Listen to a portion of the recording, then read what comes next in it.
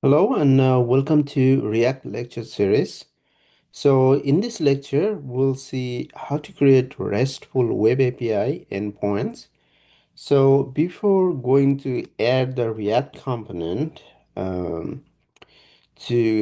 connect with the web server, here we are going to do is that we'll create the routes, okay, which will be separated from the web server, okay. And then we also want to see that what are the properties for the RESTful Web API. So if you want to create your API as RESTful. So the what is the meaning of RESTful API? Okay, so it means that representational state transfer. Okay, so the representational means that data will be transferred in a represented format like JSON or XML.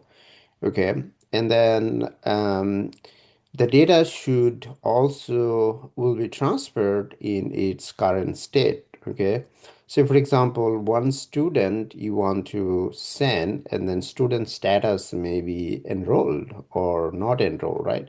So those are the status the data should represent. Okay, and then the transfer between the client and the server should be over standard HTTP methods. Okay, so here you see that the client and server, they are doing RESTful Web API communication through the get method here, and then sending the student information and then student ID here.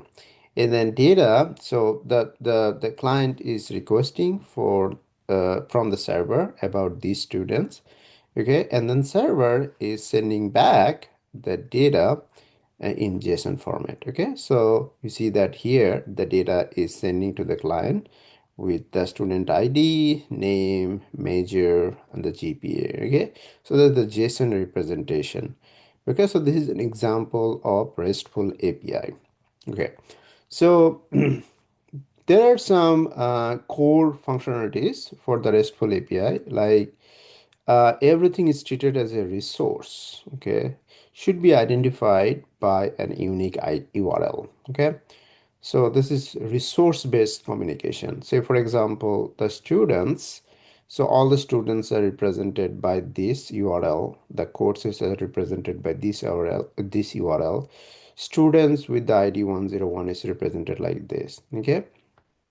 And then CRUD operations will be communicate over the HTTP methods. Like for example, here that using the get method, you are doing the retrieval of the information. Using the post, you are creating a new information. You want to update using the put method, partial update using the patch method, delete using the delete method. Okay. And then communication between the client and the server will be stateless.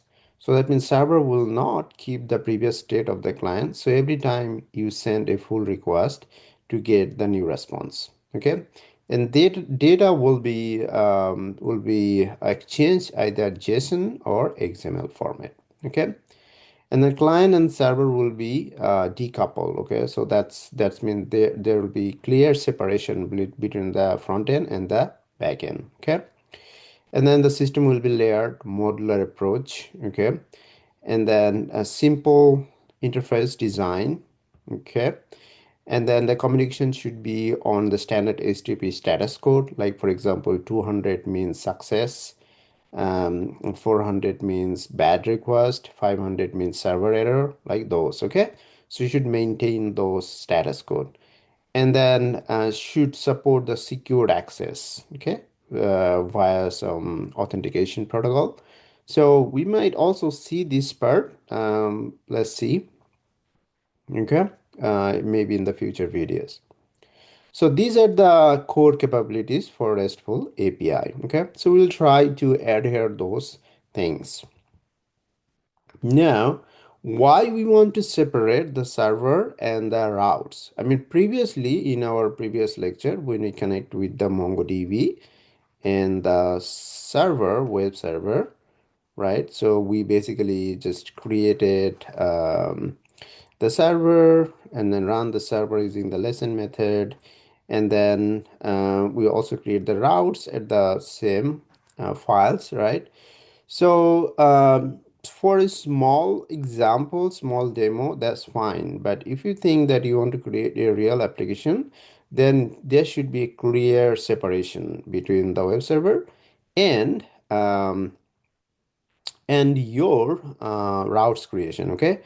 uh, because that's basically a better structure. Okay, if you put everything inside the server.js, is not scalable. Okay, and it's not easy to maintain. Okay, so for example, if you have separate routes, say we have API, and then under the API, we have student routes for accessing the student information, instructor routes for accessing instructor information, and course route for accessing course information. Okay, rather than putting everything inside the server.js.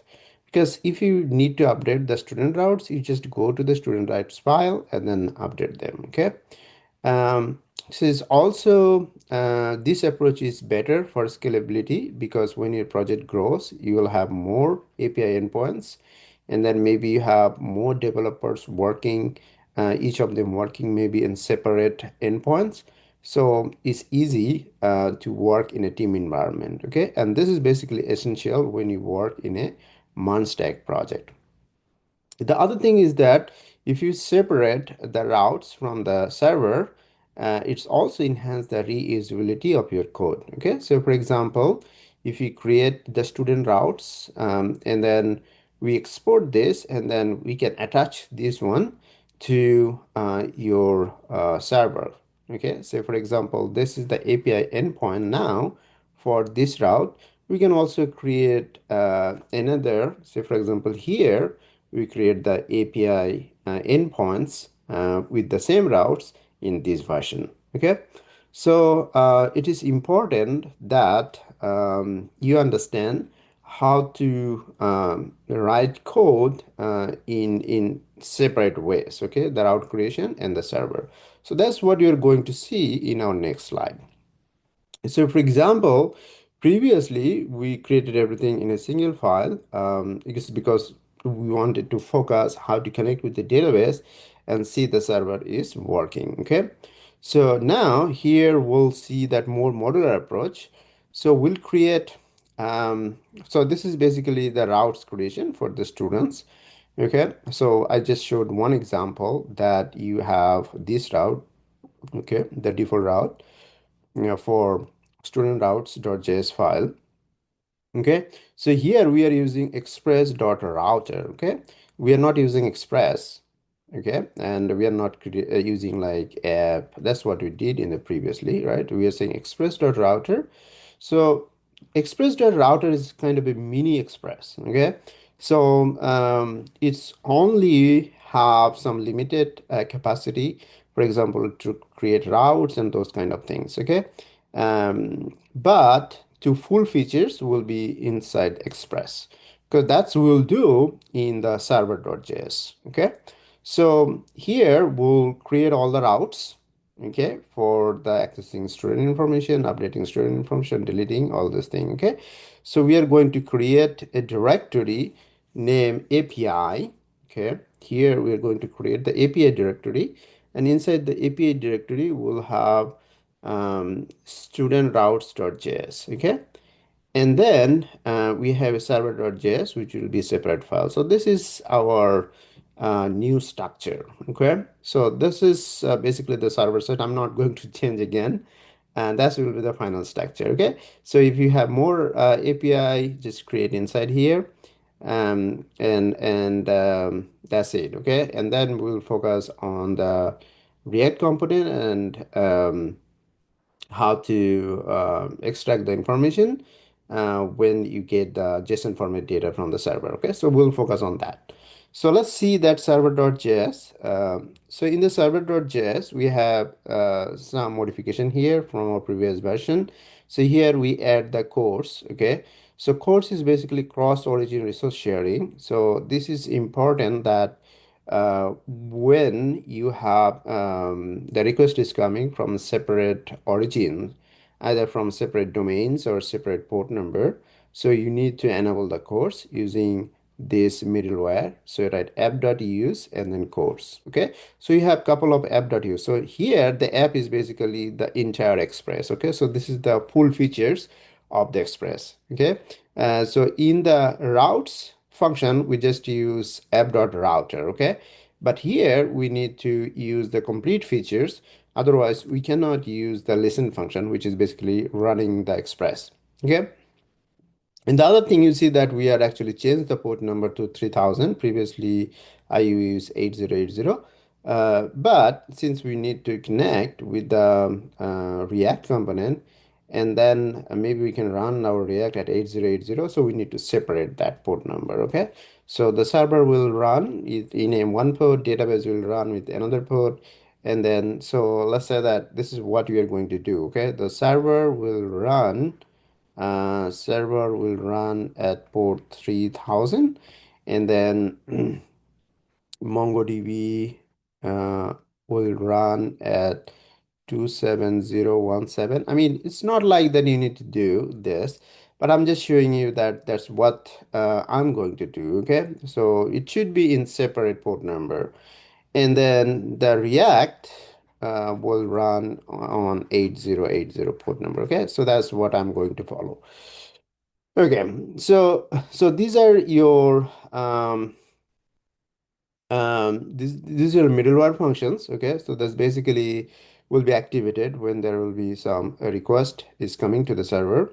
Okay, and then they will work, activate and work. Okay, so now here, since we created the routes in a separate file, so we need to import that, okay, from the student routes, and then we import as student routes. Okay, and now we are linking the student routes to the server with this name. Okay, so the student routes will be represented by API students. Okay, so that will be my API endpoints for accessing students. Okay, so this will be the API endpoints for accessing students. So localhost, the port number the server is running, which is 3000, and then we give the name as API and then students. Okay, so now let's say that if you want to access to the accessing all the students, so it's basically you just need to send request in here.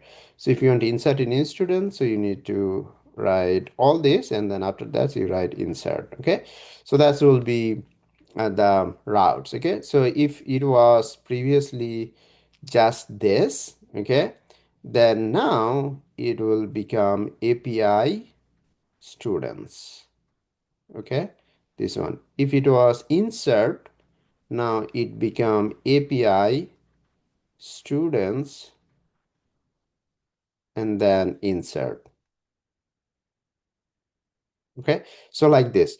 So that will be our new form using the API endpoints. Okay, and then we create one default route for the server, which is if you just go here, if you just go um, to this, say localhost 3000, okay, and then it will execute this route, okay, unless you have index.js. So this will be executed, okay, so which is basically for all the API routes. Okay, welcome to RESTful API. So it not says that it is the students routes or teachers route or courses routes. Okay, so it's basically is a common one. Okay, because this is the server. So there will be just one server, but there will be multiple routers. Okay, so it depends on how many department or you can think of how many components you want to create. So for example, we have student components. We can also think of department component. We can also think of admission uh, side. We can also think of um, instructor side. Okay, so those are different components and you can create the routes in there. Okay, you don't want to create all the routes into a single file, so it will be very difficult to manage. Okay, and then finally you need to start the server. So this is the part actually is separated from the routes. Okay, So I hope you understand. So to recap, what we are trying to do, we said that we want to create the RESTful Web API where the API endpoints will be separated from the server. The server will use Express, which will have the full features of the Express, and it will add all the middlewares, and then it also connect with all the routes. Okay, and then it will start listening at a specific port number. Okay, and the routes will be if you go back, see that we need the database information which is coming through the models. Okay, so since this is for the student routes, so that's why we import the student, okay, from this model, student.js model. Okay, so now we can access the student information here. Okay, so if you create another route, say for example instructor routes, then we need to access the instructor information from that database, and then we'll create the routes in there. Okay, so that's it, and see you in the coding demo. Thank you very much.